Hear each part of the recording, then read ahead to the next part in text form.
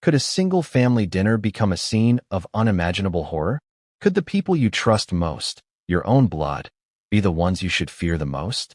That was the question that haunted the Brentwood estate on a quiet Sunday evening, December 14th, a date that would forever scar the Reiner family and shock the world. Inside the sprawling $13.5 million mansion, 2 lives were brutally taken. Before we continue, please hit the like button, subscribe to the channel, and turn on the notification bell for updates. Rob Reiner, 78, and Michelle Reiner, 70, once icons of wealth, influence, and prestige, were found stabbed to death. The details emerging from this tragedy are so horrifying that even the police seem to struggle to process the scene. And at the center of it all, their son, Nick Reiner, 32, arrested that very night, accused of committing one of the most shocking acts imaginable, murdering his own parents. Imagine the scene: a massive estate, polished floors gleaming under ornate chandeliers, every room immaculately designed. A home that could be a backdrop for a lifestyle magazine. But within those walls, darkness lurked. The kind of darkness that you don't see coming until it's too late. Romy Reiner, 27, the Reiner's daughter, discovered the bodies. She called the authorities, trembling, whispering that there might be a dangerous family member involved, someone who should already be considered a suspect. The details, when they came out, were staggering. Multiple sharp force injuries. Homicide listed as the manner of death. No one could have imagined the nightmare waiting behind the pristine facade. What makes this tragedy so striking is the contrast. Here is a family whose wealth and privilege seemed untouchable. People often assume that money, influence, and status can protect you from harm. But here, they could not even protect a single moment of peace in their own home. And perhaps even more shocking is that the very person who lived just steps away from the scene, the guest house, where Nick Reiner resided, was now under suspicion. How could a son, someone nurtured in this environment, come to commit such an unspeakable act? And this is just the beginning. Because the story that is unraveling goes far beyond a simple crime scene or police report. It involves deep, hidden family tensions. It involves whispers of betrayal, of manipulation, of long-simmering resentments that nobody outside the Reiner family could have imagined. It involves questions that demand answers. Was Nick always capable of this level of violence? Or was there something else at play? What drove him to such desperation, or rage, or premeditated action?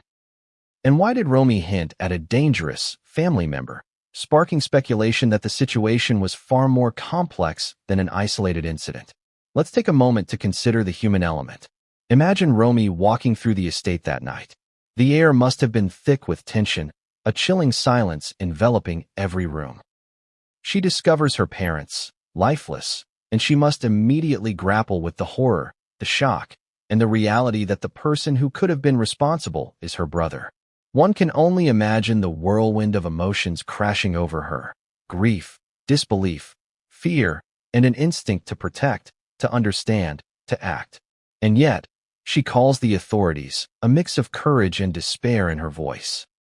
That split-second decision, to report and name the dangerous family member, sets off a chain of events that would capture global attention. The media exploded with the news almost instantly.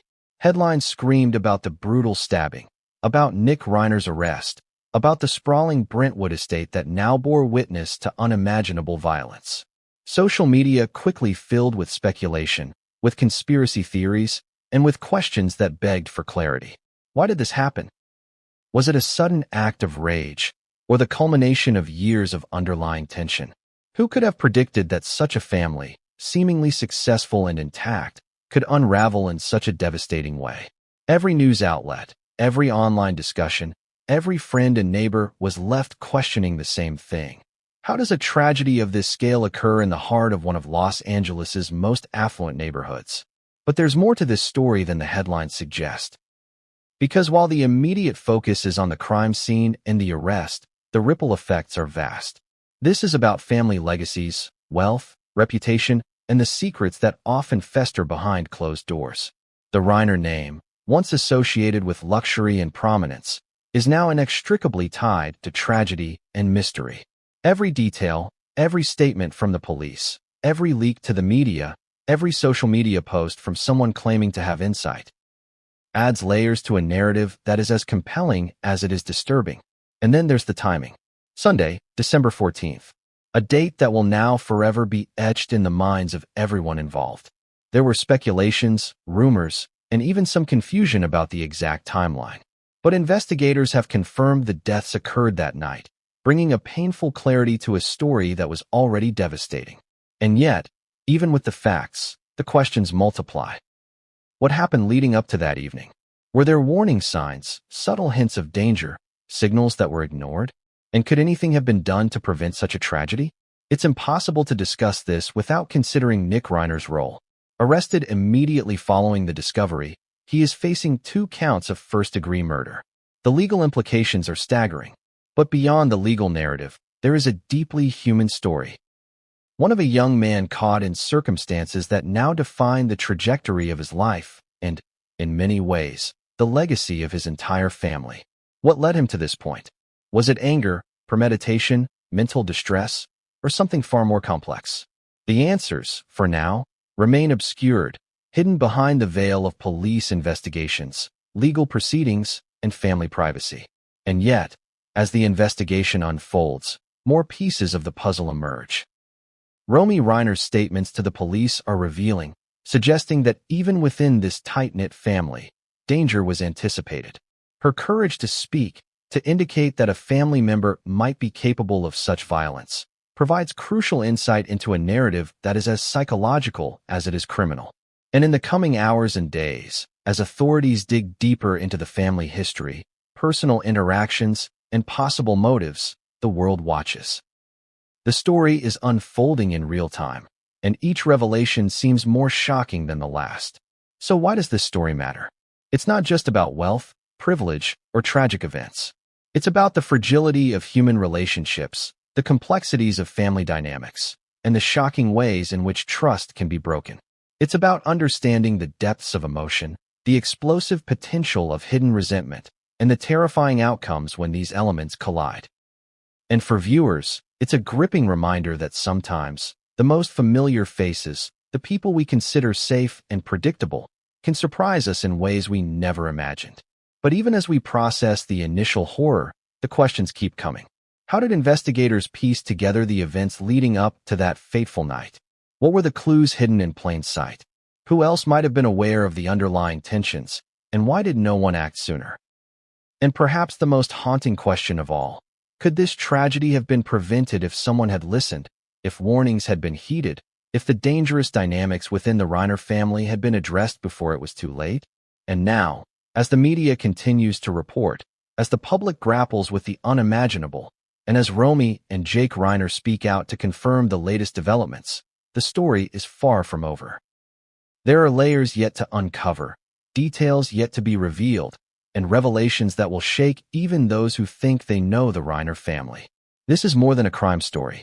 It is a cautionary tale, a psychological study, and a shocking exploration of family, trust, and the darkness that can dwell in the most unexpected places. But what Romy revealed to police, what the initial forensic findings suggest, and what insiders are whispering behind closed doors. These are pieces that will change everything. And as you watch this video, as we take you through every twist, every revelation, and every shocking detail, you'll begin to see a narrative that no headline could ever fully capture. The Reiner story is just beginning, and what comes next will leave you questioning everything you thought you knew about family, loyalty, and the devastating consequences of secrets left to fester. Could anyone have imagined that behind the perfectly manicured gardens, the luxury cars, and the opulent chandeliers, a storm was brewing that would soon tear the Reiner family apart? At first glance, the Reiner's life seemed like a page out of a glossy magazine. Their Brentwood estate sprawled over acres of prime Los Angeles real estate, a testament to decades of hard work, successful ventures, and a lifestyle that many could only dream of. But appearances, as they often do, can be deceiving.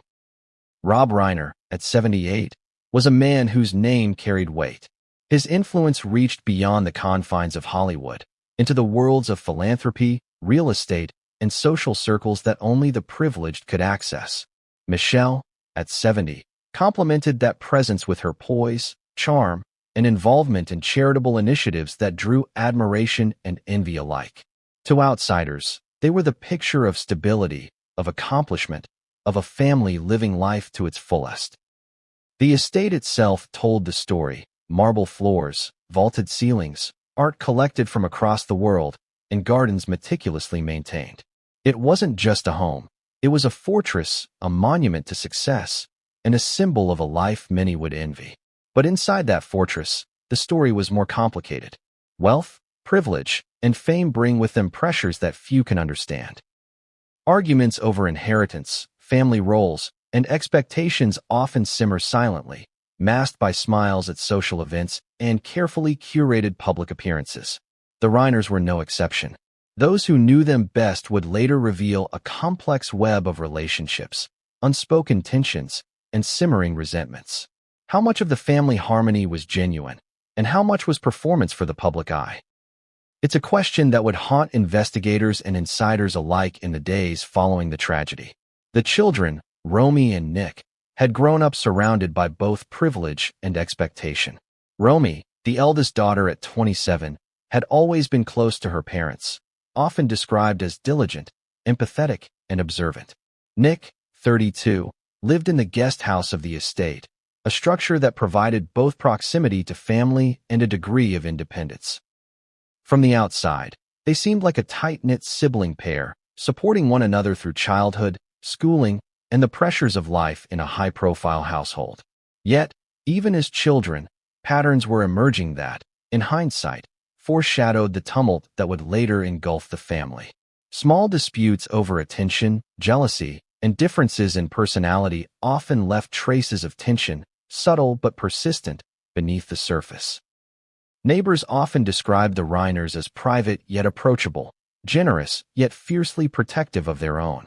Yet, behind closed doors, the family was known to have its share of disagreements. What started as minor arguments often escalated in ways that were difficult for outsiders to comprehend. And it wasn't just between parents and children. Sometimes, tensions arose between siblings themselves, fueled by perceptions of favoritism, differing life choices, or even the weight of expectations placed upon them. These dynamics, though seemingly ordinary in many affluent households, were magnified by the stakes involved: massive wealth, public visibility, and the pressure to maintain a flawless image.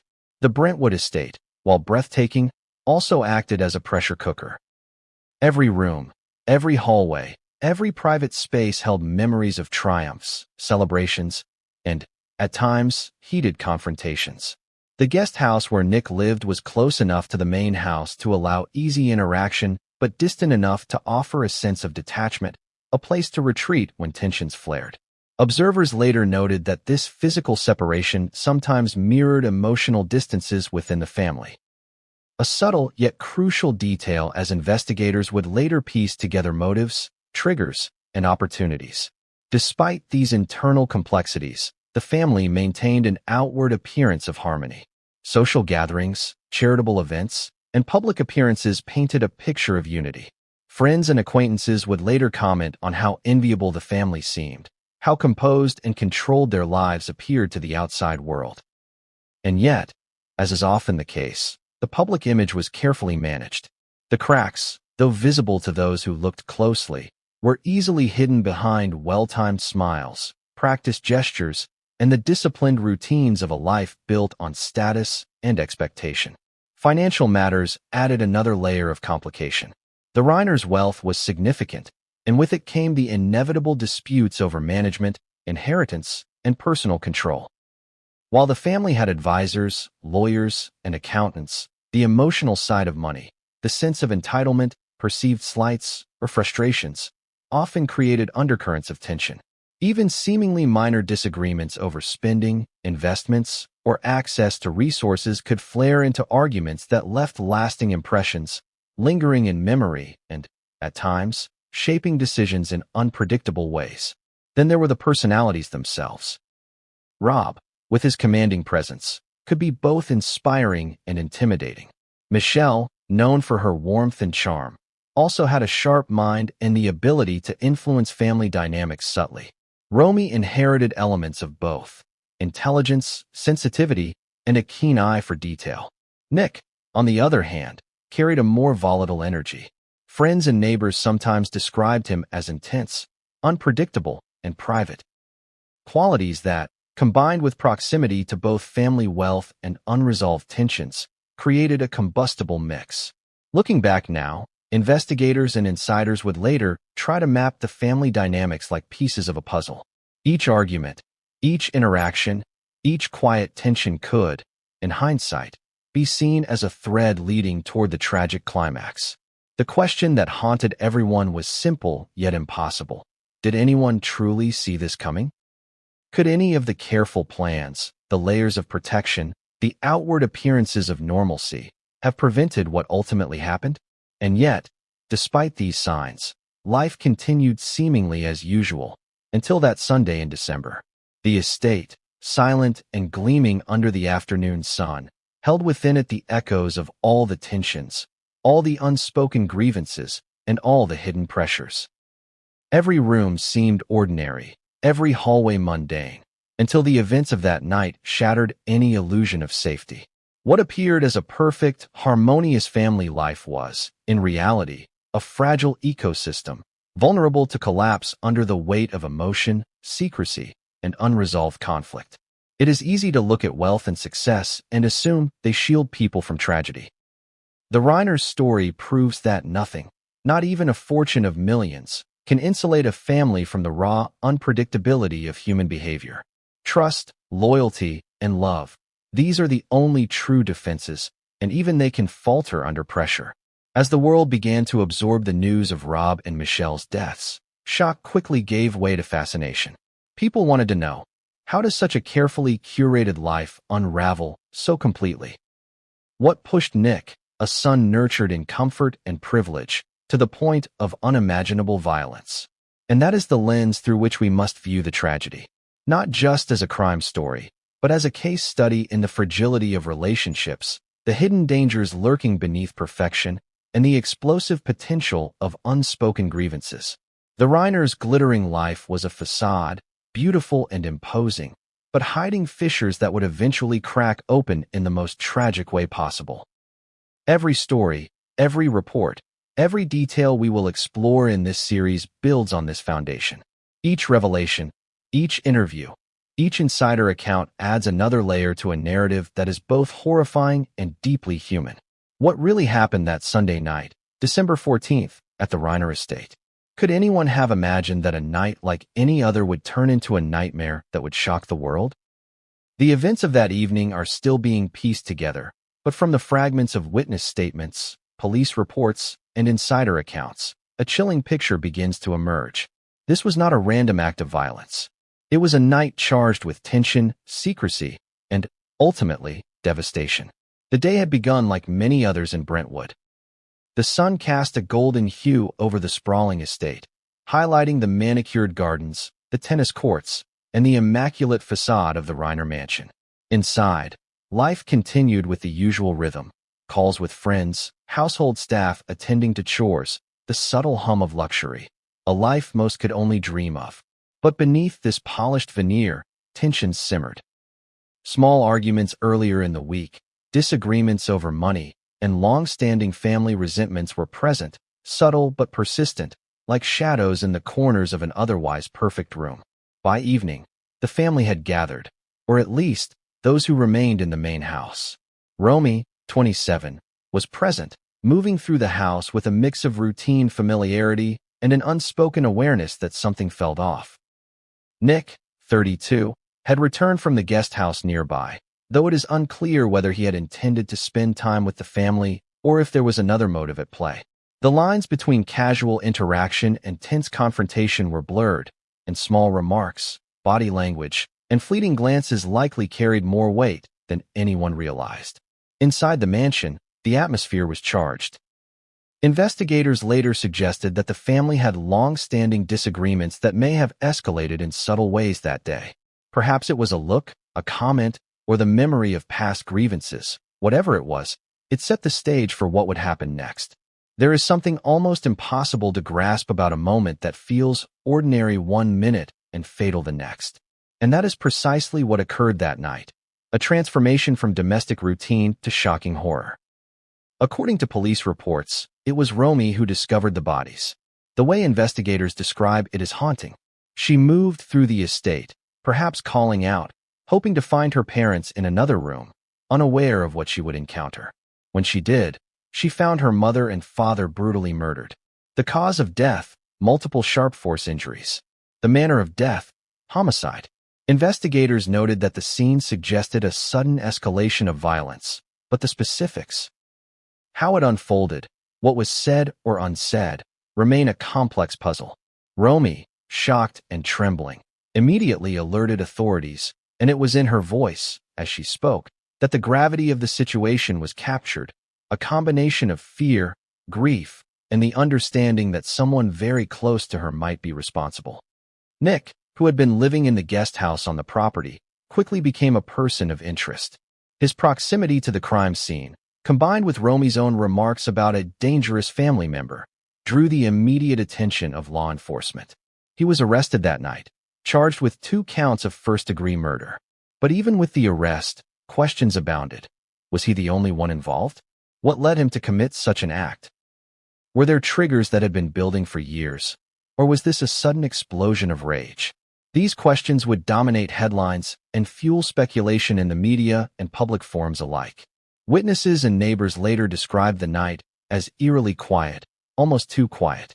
No one reported hearing screams or disturbances, though the estate is surrounded by other homes and security personnel.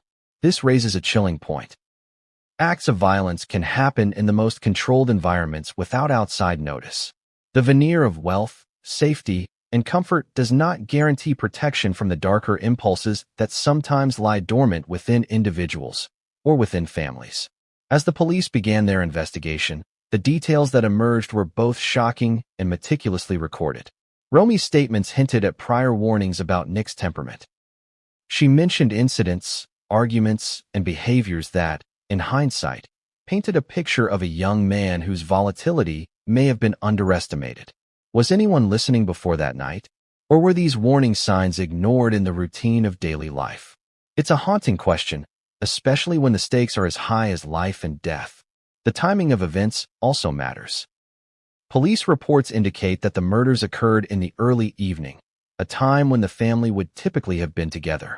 This detail suggests a deliberate decision to commit the act while the family was present, or at least nearby, rather than a spontaneous outburst in isolation. Was this an act of premeditation or a sudden collapse under pressure? Investigators continue to study evidence, but the implications are clear. The violence was focused, intense, and tragically effective. And then there's the aftermath within the estate itself. The staff who were present that night, though not directly involved, were among the first to feel the shockwaves. Their testimonies describe a surreal scene. Rooms that had been orderly moments before were now silent, filled with the invisible weight of tragedy. Staff members reported the emotional toll, the disbelief, and the struggle to comprehend how quickly life had shifted from ordinary to horrific. The emotional imprint of such a night extends far beyond the immediate victims. It affects everyone within the orbit of the family, from children to extended relatives, friends, and employees. As authorities examined the guest house where Nick lived, they found traces suggesting movement and activity around the time of the murders. Although details are sparse, investigators believe that understanding his movements in those hours is crucial to constructing the sequence of events. Who saw him when? What interactions occurred that may have escalated tensions? Each detail adds another layer to a narrative that, even now, seems almost too shocking to fully absorb. The media, of course, seized on every piece of information. Social media platforms lit up with speculation, ranging from sympathetic to accusatory. Headlines screamed about the brutality of the crime, the prominence of the Reiner family, and the implications for Nick's future. Rumors circulated about previous incidents, family disputes, and potential motives. But in the midst of all this, one fact remained indisputable. A family had been destroyed in a single night, and the consequences would echo far beyond the walls of the Brentwood estate. The emotional component of this night cannot be overstated. Romy, having discovered her parents, faced a trauma that few could imagine. Fear, grief, and perhaps even guilt would swirl in her mind, compounded by the fact that the alleged perpetrator was her own brother. Such psychological pressure is unimaginable, and the impact on her will be long-lasting. Similarly, the broader family circle, friends, and acquaintances had to process the inconceivable reality that a young man had allegedly committed violence against those who raised him. And yet, even amidst the horror, questions remain. Was there any way this could have been predicted? Were there conversations, warning signs, or behaviors that hinted at the potential for violence? Could intervention have prevented what happened? Investigators, psychologists, and legal experts continue to dissect the events leading up to that night, but the answers are as complex as the human psyche itself. But what Romy and the authorities would uncover in the hours following the murders. The phone records, the security footage, and the small but significant details would change everything. The sequence of events, when laid out in full, paints a story far more intricate than a single act of rage. Hidden motives, overlooked tensions, and subtle psychological triggers all converge to form a night that will haunt the Reiner family for years to come. How does it feel to have the world's eyes fixed on you while the most terrifying accusation imaginable hangs over your head? For Nick Reiner, 32, that night was not just the end of his parents' lives. It was the beginning of a nightmare that would redefine everything he thought about family, loyalty, and survival. Arrested almost immediately after the discovery of Rob and Michelle Reiner's bodies, Nick became the central figure in a story that was spreading like wildfire across headlines, social media feeds, and news broadcasts worldwide.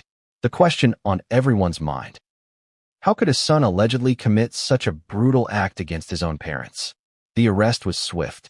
Law enforcement, acting on Romy's statements and the circumstantial evidence surrounding Nick, moved quickly to take him into custody. Witnesses described the scene with a mixture of horror and disbelief. Officers approached the guest house where Nick had been living. Some reports suggest he was initially compliant. Others hint at brief moments of tension, a flicker of defiance or confusion that only added to the drama of the unfolding events. Within minutes, he was handcuffed, read his rights, and escorted away from the estate, leaving behind a trail of shocked neighbors, bewildered staff, and a sister still reeling from the trauma of finding their parents' bodies. Nick's mugshot would soon circulate, though it failed to capture the complexity of the moment. In photographs, he appeared composed, almost eerily calm, his expression betraying little. But those who knew him, or who would later speak on the record, hinted at a mix of emotions: fear, guilt, frustration, and perhaps even disbelief that his life had spiraled into this chaos. Arrested and facing 2 counts of first-degree murder, he now stood at the threshold of a legal battle that could consume years of his life and forever stain the Reiner name.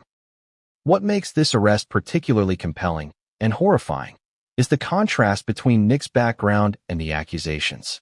Raised in a family of privilege, attended to, educated, and seemingly nurtured in comfort, he had every advantage most could only dream of. And yet, the narrative emerging from law enforcement painted a starkly different picture. A man capable of unimaginable violence, someone who had allegedly turned his anger, frustration, or darker impulses inward toward the very people who raised him. How does one reconcile these contradictions? How does a life of opportunity and resources culminate in a moment of such brutality? The legal implications were immediate and severe. First-degree murder charges carry the heaviest penalties in the justice system, and Nick would face an intense scrutiny from prosecutors, defense attorneys, and the public alike. Every decision, every statement, every minor infraction or act of defiance could be dissected in court, broadcast in news cycles, and analyzed by experts on television panels. The magnitude of the situation was staggering, not just for Nick, but for the Reiner family, their friends, and anyone connected to them. What started as a personal tragedy had now transformed into a legal spectacle, a case that would dominate headlines and spark debate for months, perhaps years. And yet, even amidst the chaos, there were subtle signs that the story was far from straightforward. Romy's earlier comments to police hinted at a dangerous family member, suggesting that the narrative was not as simple as a son lashing out in a moment of rage. Was Nick the only person involved? Were there other forces? Psychological pressures, family disputes, or hidden resentments that might have contributed to the events of that night? Investigators and legal experts alike would be forced to consider these nuances as they built a case, aware that even the smallest overlooked detail could shift the trajectory of the investigation. For the public, the arrest ignited a storm of curiosity and speculation. Social media erupted with theories, ranging from sympathetic interpretations to outright condemnation. Some argued that Nick had been driven to desperation by long-standing pressures within the family, while others painted him as cold and calculating, a figure whose actions defied comprehension. Online forums debated motives, timing, and opportunity. Television pundits dissected every aspect of his life, from childhood photographs to adult behavior, searching for clues that might explain how someone raised in comfort could allegedly commit such acts. The fascination was undeniable, and the public's appetite for answers only grew with each passing hour. And yet, beyond the headlines and speculation, there was a human story, a story of a family fractured, a sister in grief, and a son whose life had been irrevocably altered in a single night. Nick's friends, acquaintances, and even neighbors would later describe him as complex, intelligent, private, sometimes volatile, but never, they claimed, violent to this extreme. These conflicting portrayals added layers of complexity to an already intricate narrative. Was this an isolated moment of impulse? Or had there been warning signs that went unheeded, simmering tensions that ultimately exploded in the most tragic way imaginable? Law enforcement also had to navigate delicate logistics. High-profile arrests of this nature are fraught with risks, media presence, public reaction, and the potential for unrest or sensationalism. Officers involved had to balance procedure with sensitivity, ensuring that Nick's rights were preserved while also responding to the emotional and factual realities of a family tragedy. The presence of cameras, reporters, and social media attention only intensified the pressure, turning the arrest into a spectacle that would reach far beyond the Brentwood estate. Then came the first hours after his arrest, which were critical in shaping the narrative.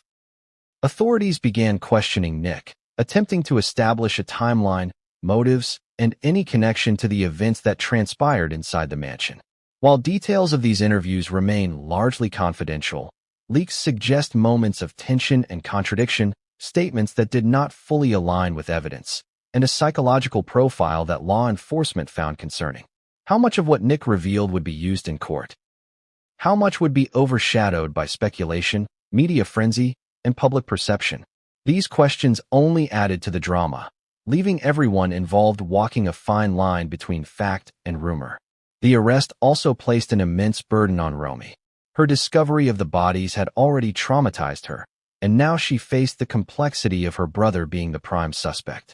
She became a central figure not just in the investigation, but in the public narrative. Every word she said to authorities, every statement given to the media, every social media post she made, or avoided, was scrutinized for clues, motives, and emotional authenticity. Her courage in speaking out, in naming the dangerous family member, provided critical insight into the case. Yet it also exposed her to the intense glare of public attention, turning personal grief into a public spectacle. And then there was the ripple effect beyond the family. Friends, extended relatives, and even casual acquaintances suddenly found themselves drawn into the story, forced to reckon with a tragedy that defied understanding. What did they know? Could they have predicted it? Were there signs they overlooked? The arrest, in many ways, forced a broader community to confront the fragile nature of trust, the unpredictability of human behavior, and the shocking reality that tragedy can strike even those who seem untouchable. Nick's arrest was not just a procedural moment. It was the pivot point of the entire story. Everything that had come before, the family dynamics, the hidden tensions, the wealth, the privilege, culminated in this moment. And yet, as shocking as the arrest was, it was only the beginning. For behind bars, in the weeks that followed, Nick's life would be threatened again, and further revelations about his behavior, interactions, and vulnerabilities would emerge. The narrative would continue to unfold, layer by layer, revealing complexities and contradictions that no one could have anticipated. But what came next, As Nick adjusted to life behind bars and the investigation dug deeper into family history and forensic evidence, would introduce twists even more shocking than the arrest itself. What investigators discovered, what insiders whispered, and what the Reiner family had kept hidden would push this story into new, uncharted territory. Territory that would redefine everything the public thought they knew about Nick Reiner, the Reiners as a family, and the tragic events of that night. What would it feel like to discover the bodies of your parents, and then have the weight of the world watching your every reaction? For Romy Reiner, 27, that night was a convergence of horror, grief, and responsibility that most people could scarcely imagine.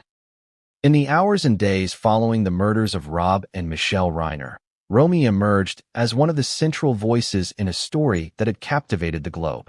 She was not just a witness to tragedy. She was, in many ways, a key to understanding what had gone wrong within the family. Her statements, her emotions, and her courage to speak out painted a vivid, heartbreaking picture of a young woman caught in the unthinkable. From the outset, Romy's discovery of her parents' bodies was devastating. Investigators would later recount how she described the scene: the stillness of the rooms, the shock of recognizing the violence that had invaded what had always been a safe space, and the immediate realization that someone close might have been responsible. Her recollections conveyed a raw honesty that was both harrowing and vital to the investigation. It wasn't just that she had found them. It was the acute awareness that the danger she feared had manifested in the most tragic way possible. Romy's first interactions with the police were equally crucial. In interviews, she made a statement that would reverberate through the investigation. She spoke of a dangerous family member who should be considered a suspect. Those words were both precise and chilling. They suggested prior knowledge, a hint that tensions within the family had reached a point where harm was anticipated, or at least feared. This statement immediately elevated the complexity of the case. It was no longer just about a violent incident. It was about a family with hidden fractures, simmering resentments, and the terrifying reality that those closest could inflict the greatest harm. What makes Romy's position particularly compelling is the emotional duality she had to navigate. On one hand, she was grieving the sudden, violent loss of her parents. On the other, she faced the reality that her own brother, Nick, was implicated. The emotional conflict is almost unimaginable. Loyalty versus truth, love versus fear, grief versus responsibility. Every word she spoke to authorities carried not only evidentiary weight, but also immense personal risk and vulnerability. Could anyone truly process that level of emotional turmoil and still maintain clarity in their statements to the police? Beyond the police interviews, Romy's courage extended to public commentary and statements made to media outlets. She became the lens through which the world could glimpse the Reiner family's inner workings. Her accounts suggested that the family was not as cohesive as it appeared. There were long-standing disputes, minor incidents escalating in intensity, and behaviors that hinted at underlying volatility. Friends and acquaintances later corroborated parts of her story, describing Nick as unpredictable, at times withdrawn, and prone to moments of intense emotional fluctuation. But none of them could have anticipated the extreme manifestation that culminated in the deaths of Rob and Michelle. Romy also provided critical insight into the dynamics of the Reiner household. She spoke of moments when disagreements spiraled, when small grievances turned into arguments that left emotional scars. These narratives, while subtle, began to form a tapestry of tension, a framework that could explain, at least in part, the psychological and emotional landscape that preceded the tragedy. Her willingness to articulate these details, under the glare of cameras and the scrutiny of law enforcement, required both bravery and resilience. It is rare for someone so intimately connected to a crime to step forward with such clarity, honesty, and composure. And yet, Romy's revelations raised as many questions as they answered. Why did the family not intervene sooner? Were there warning signs that were ignored? Could the violence have been prevented if someone had acted differently, or if the underlying issues had been addressed before reaching a breaking point? These questions haunted both the investigators and the public.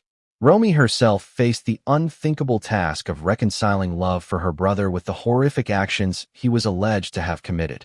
Every statement she made, every expression captured in interviews, conveyed this internal struggle, an agonizing balance between grief, loyalty, and the pursuit of truth. The media attention on Romy was relentless. Every interview, every soundbite, every leaked detail of her statements circulated widely, often framed to maximize shock and drama. Social media platforms buzzed with speculation about her role, her emotional state, and the accuracy of her claims. While some expressed sympathy and admiration for her courage, others questioned her perspective, highlighting the intense pressure public figures, or those suddenly thrust into the spotlight, faced during times of personal tragedy. The scrutiny added a layer of complexity to her grief, amplifying the emotional stakes in a way that was both exhausting and inescapable. Romy also provided context about the subtle warnings she had observed within the family. She mentioned previous disagreements, behavior patterns, and incidents that, looking back, could have indicated escalating tensions. These insights were critical for investigators trying to understand motive, intent, and potential triggers. They also illuminated the human dimension of the tragedy, revealing how small cracks in communication, empathy, and understanding can accumulate over time, eventually resulting in catastrophic outcomes. Romy's testimony highlighted the intersection of psychological nuance and factual evidence, a blend that is rare but invaluable in understanding complex crimes. Perhaps most compellingly, Romy hinted at dynamics that the public had never seen or considered.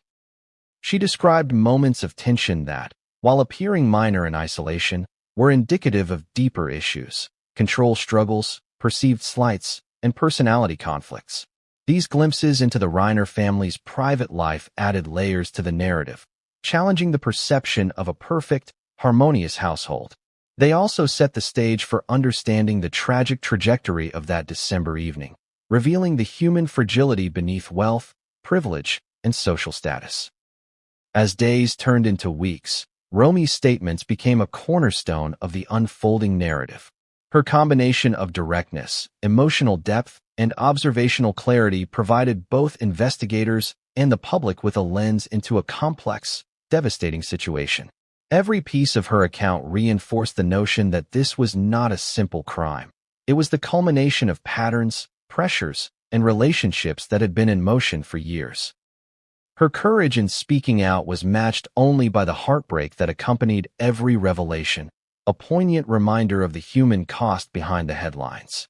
And yet, even as Romy detailed these experiences, she left room for questions.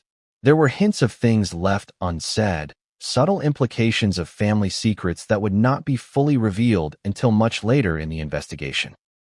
These unanswered questions, the pieces of the puzzle still hidden, created a tension that gripped both the audience and the investigators. What were the full circumstances of Nick's actions? Were there additional influences, pressures, or provocations that had not yet come to light? Could the tragedy have been mitigated, or was it inevitable given the emotional and psychological landscape of the family? But what came next would reveal even more shocking details. Insights from law enforcement, previously undisclosed family communications, and subtle clues at the estate that would upend assumptions, challenge public perception, and deepen the mystery surrounding Nick Reiner and the fateful night of December 14th. What does a place of comfort, luxury, and family life look like after it becomes a scene of unimaginable violence? The Brentwood estate, once a symbol of wealth and status, transformed overnight into a crime scene that investigators, forensic experts, and media outlets would struggle to fully comprehend. Every detail mattered: the placement of objects, the evidence left behind, even the tiniest traces of human activity. This was not just a home. It had become a silent witness to a tragedy that would shock the world. The police entered the estate with caution. Officers and forensic teams moved methodically, documenting everything with meticulous care. Every room was photographed, every surface examined, every potential clue cataloged. The main house, where Rob and Michelle had spent the majority of their lives, was filled with the echoes of their presence. Family portraits lining the walls, meticulously arranged furniture, and personal mementos that spoke to decades of shared history. Yet the serenity of these spaces was shattered by the violence that had occurred, leaving investigators with a haunting juxtaposition of beauty and brutality. Forensic experts noted that the nature of the wounds suggested a violent, frenzied attack. Multiple sharp force injuries indicated a level of aggression and precision that could only be understood in context with the broader family dynamics and the events of that evening. Every detail of the crime scene provided critical insight into the timeline, the possible sequence of actions, and even the psychological state of the alleged perpetrator. Investigators were particularly attentive to the spatial relationships within the house, where the bodies were found, how far the attacker might have moved, and what this movement implied about intent and opportunity. The guest house, where Nick Reiner had been living, also came under scrutiny. It was a separate structure, but close enough to the main house to allow rapid access. Every door handle, floorboard, and piece of furniture was examined for fingerprints, blood spatter, or signs of struggle. Early reports suggested that the proximity of the guest house played a critical role in the events, enabling quick access while maintaining a degree of detachment from the rest of the household. This physical layout, seemingly mundane in daily life, became a crucial piece of the puzzle for law enforcement. Officers also paid close attention to items that might seem trivial to an untrained eye. A broken vase, a scuffed wall, a chair knocked over in haste. Each element was documented, photographed, and analyzed. Patterns of movement, directionality of injuries, and the placement of objects could reveal more than eyewitness accounts alone. In a crime scene of this magnitude, nothing is insignificant.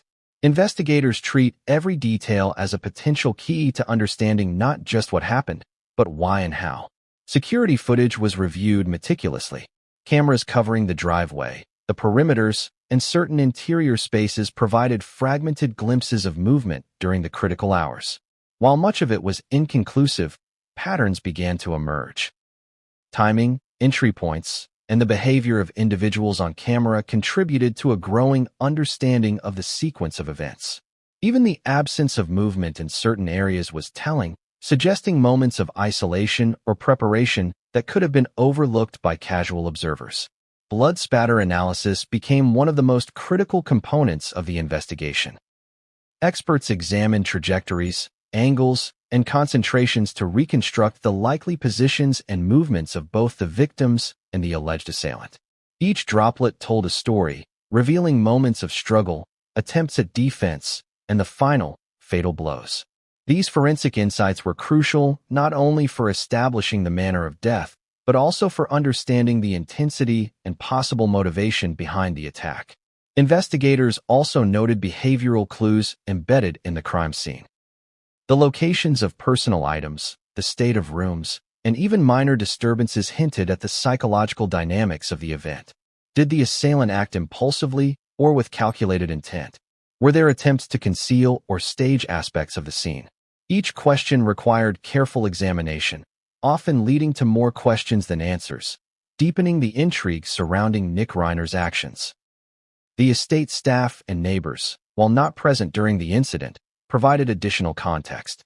Reports of prior arguments, unusual activity, or behavioral patterns contributed to the overall picture.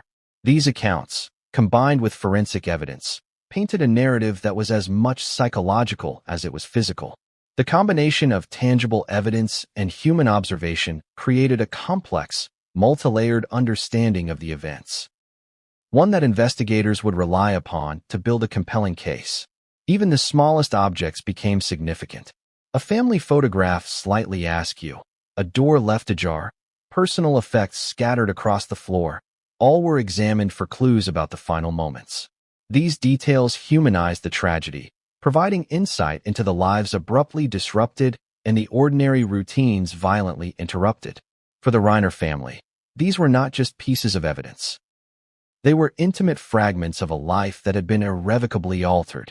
As forensic teams continued their work, the broader public consumed news and speculation with voracious curiosity. Each new detail released sparked debates, social media theories, and expert analysis. Yet beneath the public frenzy, the true horror remained in the intimate, painstaking examination of the scene itself. Each minute observation, each subtle discovery, revealed the staggering complexity of a family tragedy magnified by wealth, proximity, and unspoken tension. And yet, even with this meticulous attention to detail, The crime scene left investigators with unanswered questions. Why were certain areas disturbed while others remained untouched? What, if anything, was intentionally left behind? Were there subtle messages embedded in the chaos, or was it purely the result of unrestrained emotion and violence? The answers would take weeks, months, and extensive forensic analysis to uncover. But even at the outset, the scene provided a terrifyingly vivid picture of human behavior at its most extreme. But what came next? Further discoveries, overlooked evidence, and statements from those closest to the family would add even more layers to this story, revealing motivations, conflicts, and secrets that no one could have predicted. Every room, every object, every subtle clue held the potential to rewrite the narrative of that night and illuminate the shocking truths about the Reiner family tragedy. Could a family's darkest secrets, hidden behind smiles and carefully curated appearances, ultimately lead to tragedy? In the Reiner household, wealth, privilege, and social standing did little to mask what was really happening behind closed doors. As investigators delved deeper into the events surrounding December 14, 2025, a pattern of simmering conflict and unspoken resentment began to emerge, a pattern that, in hindsight, made the events of that night almost inevitable. Families are complex, but the Reiners' complexity was magnified by the layers of wealth, public scrutiny, and the psychological pressures of living in the spotlight. Small disagreements that might have been insignificant in another household carried weight here, inflamed by the stressors of expectation, inheritance, and personal ambition. Romy's statements hinted at conflicts that had existed for years. Arguments over money, differences in personality, and tensions exacerbated by the pressures of adulthood. While most family feuds remained private and relatively harmless, in the Reiner case, these tensions were not contained. They were building silently, accumulating in ways that few outside the home could perceive. Nick Reiner's behavior, in particular, had raised concerns over time. Those closest to the family described moments of unpredictability. Bursts of anger, withdrawal, and resentment that seemed disproportionate to the circumstances. Romy, in her interviews with law enforcement, suggested that these patterns were long-standing, hints that something deeper was brewing beneath the surface. Were there missed opportunities for intervention? Could counseling, mediation, or simply more attentive family engagement have prevented escalation? Or were these tensions so ingrained that tragedy was unavoidable once the pressure reached a breaking point? Even the dynamics between Rob and Michelle Reiner contributed to the volatile environment. Publicly, they presented a united, successful front, a family of prominence, wealth, and influence. Privately, however, disagreements were not uncommon. Financial decisions, household management, and interpersonal conflicts occasionally flared, creating undercurrents of frustration and tension. Romy's accounts suggest that these disputes, while sometimes minor, occasionally became emotionally charged, leaving lingering impressions on her and her brother. In a household of such scale and stature, even minor conflicts could feel amplified, magnified by the environment in which they occurred. Other family members, staff, and acquaintances reported a delicate balance of relationships, alliances, rivalries, and the subtle power dynamics that often exist in affluent households. Who had influence over decisions, who received attention, who felt neglected. These social hierarchies, often invisible to outsiders, shaped daily interactions and could heighten emotional volatility. In the Reiner estate, the stakes were exceptionally high. Every interaction, every disagreement, was colored by expectations, assumptions, and the pressure to maintain a public image. Psychologists later suggested that a combination of factors, personality traits, environmental pressures, and family dynamics, likely contributed to the tragic outcomes. Nick's potential predisposition to anger or impulsive behavior, combined with perceived slights or frustrations within the family, may have created the conditions for escalation. Romy's role, both as an observer and a participant in these dynamics, provided investigators with crucial insight. This was not a single, isolated incident, but a culmination of years of tension, stress, and unresolved issues. The estate itself, a luxurious symbol of success, became both a stage and a trap. While it offered privacy, comfort, and status, it also amplified tensions. Proximity to one another, the pressures of shared spaces, and the lack of escape from family conflicts created a volatile emotional environment. Staff members later recalled subtle signs of friction.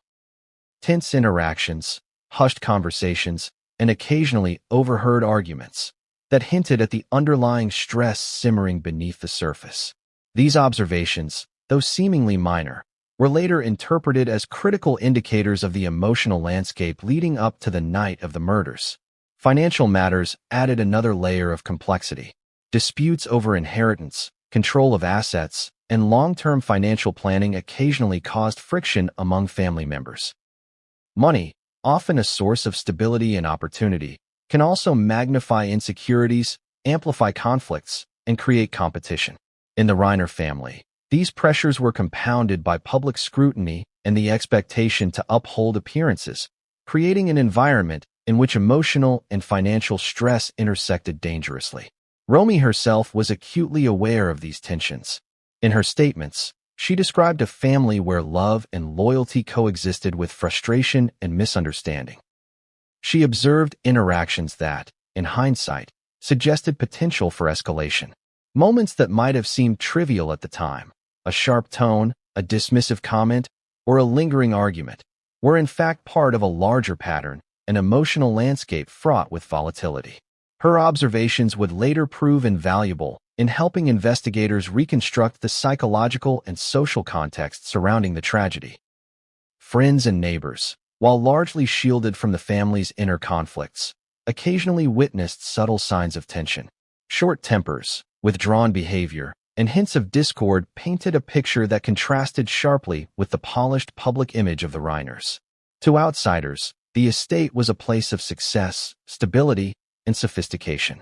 But those who looked closer, or who paid attention to Romy's accounts, could begin to see the hidden fractures. Fractures that, left unaddressed, were capable of producing catastrophic outcomes. And yet, amidst all this, there were moments of normalcy, laughter, and apparent harmony. Families are rarely one-dimensional, and the Reiners were no exception. These glimpses of closeness and affection made the tragedy all the more shocking. They reminded everyone that even families with love, privilege, and apparent stability can harbor hidden tensions, and that appearances are often deceiving. The contrast between the daily warmth of family life and the sudden eruption of violence highlights the unpredictable nature of human behavior and the fragility of trust, even within those closest to us.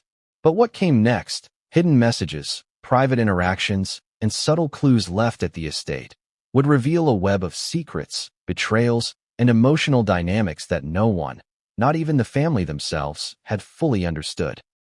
These revelations would provide context to the unthinkable, showing how years of tension, miscommunication, and unresolved conflict could converge into a moment of irreversible tragedy. What happens when the horror doesn't end at the crime scene, but follows you behind bars? For Nick Reiner, the night of December 14th was only the beginning.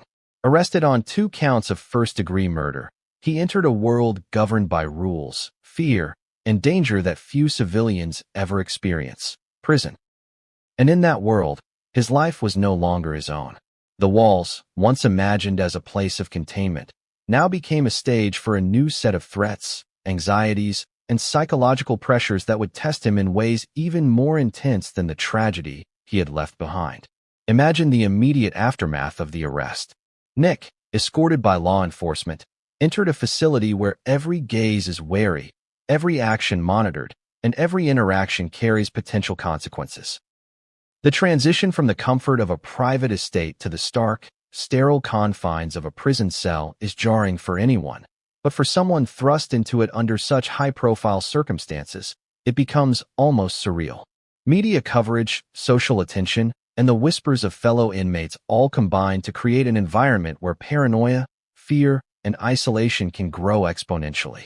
And for Nick, the stakes were exceptionally high. He was no ordinary inmate. He was the son accused of murdering his own parents, a case that had captivated a nation. Prison dynamics are complex. Hierarchies form quickly, and notoriety, especially that which stems from a high-profile crime, can place an individual in a precarious position. In Nick's case, Other inmates would have been immediately aware of his situation. Some may have seen him as a target, others as a curiosity, and some perhaps as someone to avoid entirely. But isolation in such circumstances can be as dangerous as confrontation. The psychological toll of being aware that every movement is scrutinized, every sound heard, and every potential threat could materialize into physical danger is immense. For Nick, these pressures were compounded by guilt, fear, and the uncertainty of what lay ahead in the legal system. Reports suggest that Nick faced immediate hostility. Inmates reportedly tested boundaries, sometimes subtly, passing comments, probing questions, or gestures meant to intimidate. Each interaction carried risk, forcing him to navigate a delicate balance between appearing vulnerable and projecting strength. Prison is a world where perception is survival, and even the smallest misstep can lead to consequences that echo far beyond the moment. For someone like Nick, already psychologically and emotionally shaken, these dynamics created a constant undercurrent of fear and stress. The routines of prison life itself amplify this tension. Regimentation, forced interactions, limited privacy, and the loss of autonomy strip individuals of their normal coping mechanisms. Every meal, every movement between cells, every activity becomes a monitored event. While some inmates adapt, others find the environment unbearable, particularly those grappling with trauma, guilt, or high-profile scrutiny. Nick's psychological profile, as observed by legal and prison